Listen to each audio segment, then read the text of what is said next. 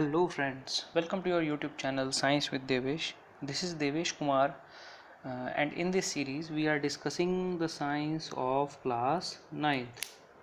ठीक है ना? कैसे हैं आप सभी? How are you all? I hope that you all are well and your family also very well. So as you know, in this series we have already done a chapter matter in our surroundings and our ongoing chapter is motion.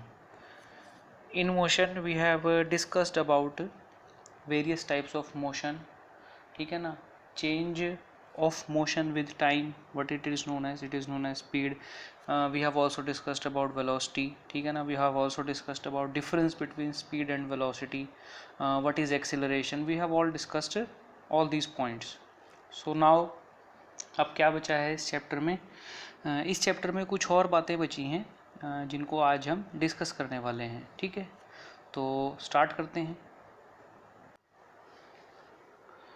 आज हम देखेंगे graphical representation of motion के बारे में कि हम graph से कैसे मोशन की रिप्रेजेंटेशन कर सकते हैं. इसके बारे में आज हम थोड़ा स्टडी करेंगे. ठीक है, वो करने से पहले हम थोड़ा देखते हैं भी ग्राफ होता क्या है. ठीक है, ग्राफ क्या होता है बेटा? हम इस टाइप से दो लाइंस लेते हैं, एक को हम मानते हैं एक्स एक्सिस और दूसरी को हम मानते हैं वाई एक्सिस. ये सभी आप जानते हैं. ठीक है, ये जो हमारा पॉइंट होता है इसको हम मानते हैं ओरिजिन. क्या बोलते हैं इसको? ओरिजिन. ठीक है, अब इन दोनों एक्सिस पर हमें कोई भी दो चीज़ें लेनी होती हैं. ठीक है, जैसे मैं आपको बोलूं कि आपने वॉक करना स्टार्ट किया है, चलना स्टार्ट किया है. ठीक है, और चलना किसके साथ स्टार्ट किया है आपने? टाइम के साथ. कि जैसे जैसे टाइम आगे बढ़ रहा है वैसे वैसे आप चल रहे हो. तो मैं क्या करूँगा, एक एक्सिस पर तो ले लूँगा कि आप कितना वॉक कर रहे हो, दूसरी एक्सिस पर ले लूँगा मैं कि आपको वो वॉक करने में कितना टाइम लग रहा है. ठीक है, अब मैं क्या करूँगा, यहाँ पे एक पॉइंट कंसिडर करूँगा. मैं ऐसा बोलूँगा कि यहाँ तक मुझे 5 मिनट हुए थे और 5 मिनट में मैंने कुछ स्टेप्स चले. ऐसे ही 10 मिनट बाद देखूंगा, 15 मिनट बाद देखूंगा और 20 मिनट बाद देखूंगा. ठीक है, तो यहाँ पे मेरे स्टेप्स आ जाएंगे कि कितने स्टेप्स मैंने चले. फिर ये दोनों लाइंस जहाँ पर मीट करती होगी उन सभी पॉइंट्स को आपस में मिला दूंगा.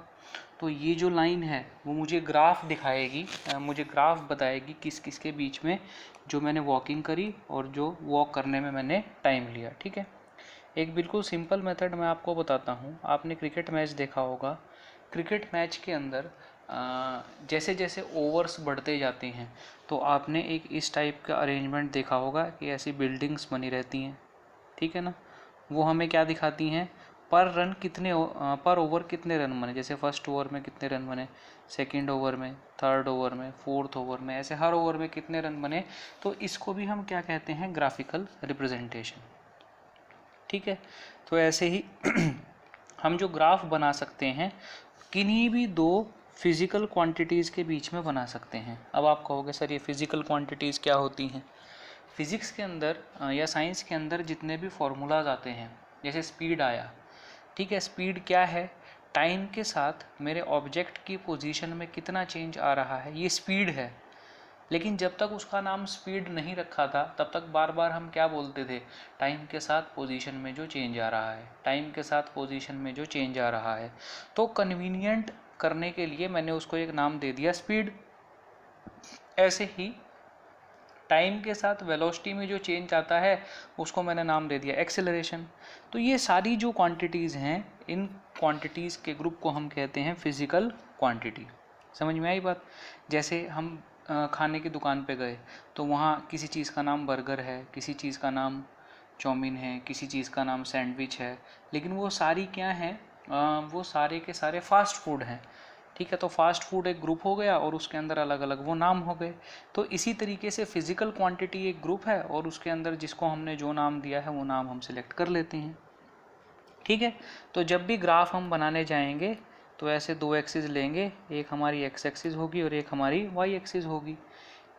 एक्स एक्सिस पे एक फिजिकल क्वांटिटी आ जाएगी और वाई एक्सिस पे दूसरी फिजिकल क्वांटिटी आ जाएगी. ठीक है, फिर ग्राफ के द्वारा, ग्राफ की हेल्प से हम ये बताएंगे कि एक फिजिकल क्वांटिटी दूसरी के साथ किस तरह से चेंज हो रही है। ठीक है, मैं आपको बताता हूँ ये हम कैसे देखेंगे। ठीक है, जैसे हमने एक ग्राफ लिया और हमने ग्राफ बनाया जिसके बारे में अभी हम बात कर रहे थे, उन दो चीज़ों के बीच में। ठीक है, ये मेरी कौन सी एक्सिस है, ये मेरी एक्स एक्सिस है और ये मेरी वाई एक्सिस है। क्लियर?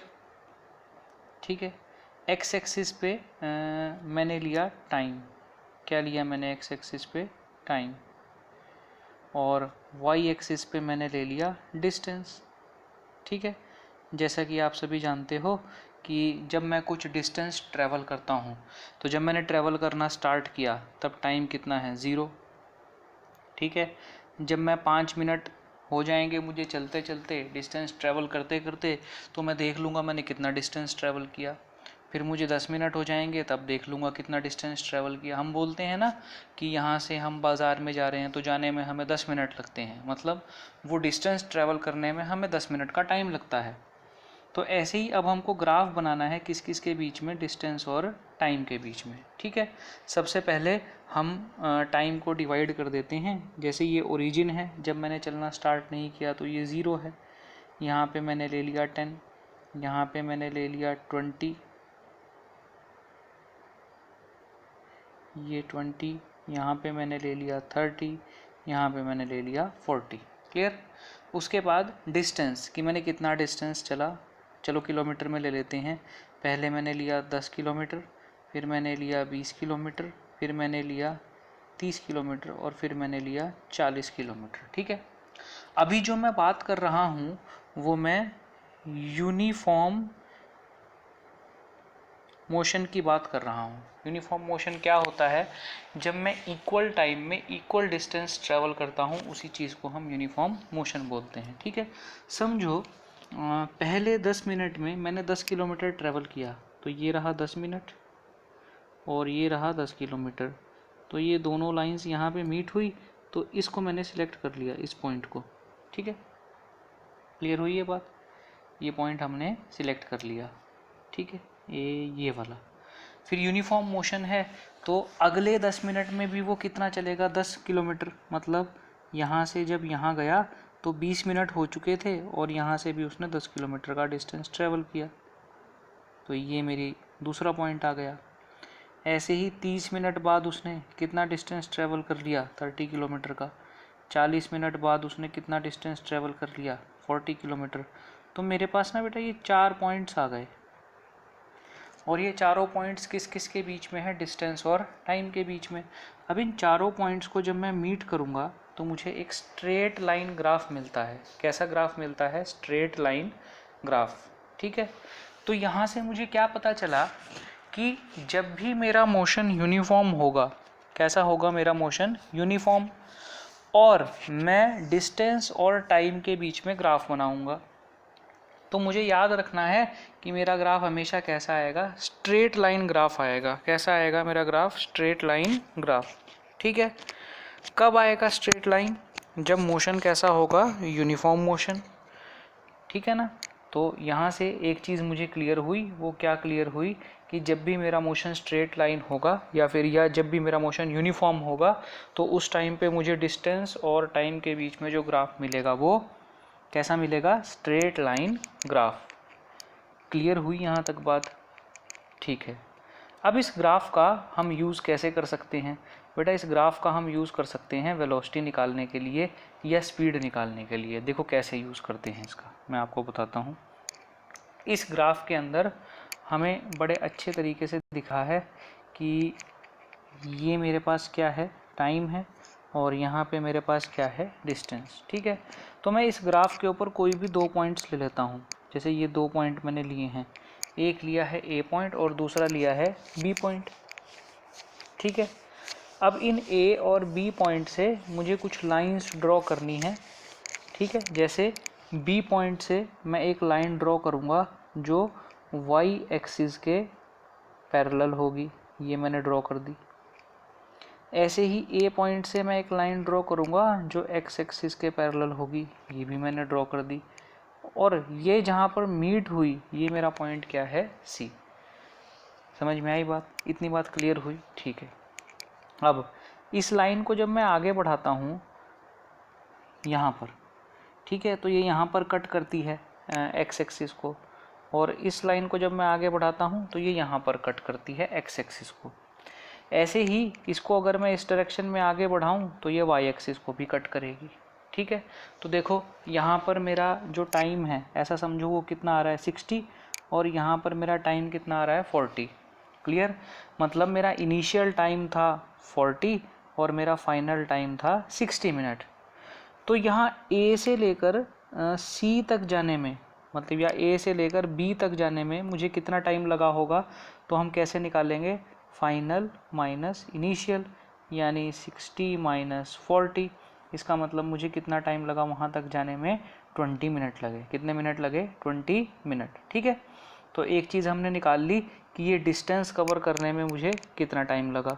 अब मैंने इतने टाइम में यानी 20 मिनट में कितना डिस्टेंस कवर किया। देखो ये जो ए पॉइंट था ऐसा समझो कि ये 25 किलोमीटर से 30 और 20 के बीच में है, और ये जो बी पॉइंट है ये लगभग 35 किलोमीटर है। तो फाइनल जो डिस्टेंस है वो 35 है, इनिशियल जो डिस्टेंस है वो 25 है। तो कितना डिस्टेंस कवर किया, 10 किलोमीटर। तो मैंने 10 किलोमीटर डिस्टेंस कवर किया कितने टाइम में, 20 मिनट में। ठीक है, और ये डिस्टेंस किस किस पॉइंट्स के बीच में है बेटा, तो ये ए और बी पॉइंट के बीच में है। ये बात क्लियर हुई? तो यहाँ से मैंने क्या निकाल लिया, एक डिस्टेंस टाइम ग्राफ का यूज़ करके मैं किन्हीं भी दो पॉइंट्स के बीच का स्पीड निकाल सकता हूँ। क्लियर? देखो जैसे यहाँ पर निकाल ली है, क्या बताया हमें यहाँ पर, भाई जो v है मेरा, v क्या होती है बेटा, v स्पीड होती है। ठीक है, तो v किसके बराबर आई है, S2 माइनस S1, यानी ये मेरा S2 ये मेरा S1, और डिवाइडेड बाय क्या है, T2 माइनस T1, ये मेरा T2 ये मेरा T1। यही मेरी क्या होती है, स्पीड होती है। ठीक है, ये जो ग्राफ हमने बनाया ये यूनिफॉर्म मोशन के लिए बनाया कि जहाँ पर इक्वल डिस्टेंस कवर हो रहा था इक्वल इंटरवल ऑफ टाइम में। ऐसा ही ग्राफ मैं वेलोसिटी के लिए भी बना सकता हूँ। अगर मैं डिस्टेंस की जगह क्या ले लूँ, डिस्प्लेसमेंट, क्या ले लूँ, डिस्प्लेसमेंट। इसी तरह जैसे मैंने यूनिफॉर्म मोशन के लिए ग्राफ बनाया, तो मैं एक ग्राफ बना सकता हूँ नॉन यूनिफॉर्म मोशन के लिए। किसके लिए? नॉन यूनिफॉर्म मोशन के लिए। ये आपके पास सारे पॉइंट्स लिखे हुए हैं। देखो कि जब टाइम 0 सेकेंड था तो डिस्टेंस कितना कवर हुआ, 0 मीटर। जब टाइम 2 सेकेंड था डिस्टेंस कितना कवर हुआ, 1 माइनस 0 यानी 1 मीटर। ठीक है, जब टाइम 4 सेकेंड था तो डिस्टेंस कितना कवर हुआ, 4 माइनस 1 यानी 3 मीटर। जब डिस्टेंस टाइम 6 सेकेंड था तब डिस्टेंस कितना कवर हुआ, 9 माइनस 4 5, यानी 2-2 सेकेंड का टाइम इंटरवल है पहले तो, और डिस्टेंस के बीच में डिफरेंस कितना है, पहले 1 सेकेंड का है, फिर 2 सेकेंड का है, और उसके बाद 3 सेकेंड का है। ठीक है, फिर देखो टाइम हो गया 8 सेकेंड, और डिस्टेंस जो है वो कितना है, 16 माइनस 9 यानी 7। ठीक है, तो आप देख रहे हो कि टाइम इंटरवल तो इक्वल है, लेकिन जो डिस्टेंस कवर्ड है वो इक्वल नहीं है, वो कैसा है, अनइक्वल। इसी चीज़ को जब हम ग्राफ पे दिखाएंगे तो कैसे दिखाएंगे, ये देखो जब टाइम 0 था तो डिस्टेंस भी 0 था। जब टाइम 2 सेकेंड हुआ तो डिस्टेंस कितना हो गया, 1। जब टाइम 4 सेकेंड हुआ डिस्टेंस कितना हो गया, 4। जब टाइम 6 सेकेंड हुआ डिस्टेंस कितना हो गया, 9। जब टाइम 8 सेकेंड हुआ डिस्टेंस कितना हो गया, 16। तो ऐसे करके हमने इसे ग्राफ पे दिखाया, तो ग्राफ पे हमारे पास इस टाइप का कर्व आया। ये हमें क्या दिखा रहा है कि जो कार है, जो बॉडी है, वो कैसी स्पीड से चल रही है, नॉन यूनिफॉर्म स्पीड से। कैसी स्पीड से चल रही है बेटा, नॉन यूनिफॉर्म स्पीड से। समझ में आई बात? बिल्कुल समझ में आई। ऐसे ही हम ग्राफ बना सकते हैं किस किस के बीच में, वेलोसिटी और टाइम के बीच में। कि ये देखो ये सिंपल मेरे पास एक टाइमिंग दी हुई है कि जब मेरा टाइम 0 सेकेंड था तब मेरी वेलोसिटी भी 0 थी, मतलब मैंने चलना स्टार्ट नहीं किया था। जैसे ही मेरा टाइम 5 सेकेंड हुआ मेरी वेलोसिटी कितनी हो गई, 2.5 मीटर पर सेकेंड। ठीक है, या फिर 9 किलोमीटर पर आवर। समझ में आई बात। जैसे ही टाइम मेरा 10 सेकेंड हुआ, मेरी वेलोसिटी कितनी हो गई, 18 किलोमीटर पर आवर। ठीक है। जैसे ही मेरा टाइम 15 हुआ, मेरी वेलोसिटी कितनी हो गई, 27 किलोमीटर पर आवर। तो इस तरीके से मुझे ये ग्राफ दिया हुआ है, इस ग्राफ को मैं ड्रॉ कर लूँगा। ड्रॉ करने के बाद क्या करेंगे, ड्रॉ करने से पहले हम देखेंगे कि मेरा जो वेलोसिटी है वो यूनिफॉर्म है या नॉन यूनिफॉर्म। अब ध्यान दो, अगर मेरी वेलोसिटी यूनिफॉर्म है, इसका मतलब क्या है कि अगर मेरी बाइक 50 की स्पीड से चल रही है, ठीक है, तो 10 मिनट बाद भी वो 50 की स्पीड से चलेगी, 1 घंटे बाद भी वो 50 की स्पीड से चलेगी, और 5 घंटे बाद भी वो 50 की स्पीड से चलेगी। तो देखो, जब 1 आवर हो गया था चलते चलते, तब मेरी स्पीड कितनी थी, 40। 2 आवर हो गए थे तब भी स्पीड कितनी थी, 40। 3 आवर हो गए थे तब भी स्पीड थी 40। 4 आवर हो गए थे तब भी स्पीड थी 40।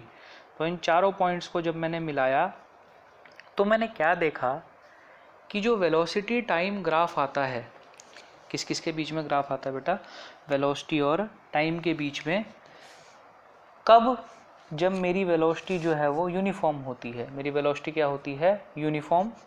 तो उस समय पर जो ग्राफ आता है वो एक स्ट्रेट लाइन ग्राफ आता है जो टाइम एक्सिस के पैरेलल है। टाइम एक्सिस का मतलब वो एक्सिस जिस पे मैंने टाइम लिया है।